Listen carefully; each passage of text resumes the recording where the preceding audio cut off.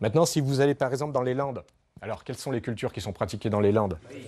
En cours d'agronomie, il est question de pH des sols et de culture. Bernard Beaufils est enseignant et agriculteur. Ils ne sont pas de baisse de morale dans les rangs. Beaucoup ont envie de s'installer, à peu près, je sais pas, 40% dans la classe. Et j'ai pas ressenti de mal-être. Au contraire, ils sont un petit peu éléments moteurs. Ils sont curieux. Ces élèves de BTS ont tous autour de 20 ans, ils sont passionnés, mais leurs choix d'avenir peuvent varier selon qu'ils sont enfants d'agriculteurs ou pas, comme Florent. Si j'ai une opportunité, pourquoi pas me destiner à être agriculteur.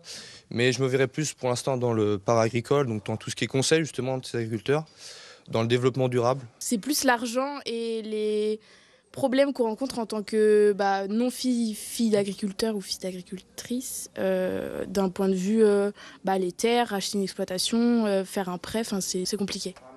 Chez les enfants d'exploitants, pas de doute, ils reprendront la ferme. Les inquiétudes sont ailleurs.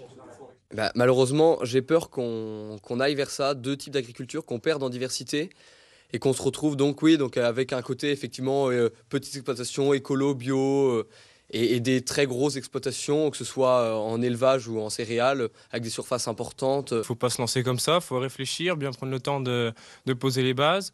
Après, pour une installation à court terme, pourquoi pas, faut voir ce qui peut être envisageable de faire et surtout si le projet est viable et si on peut en vivre aussi.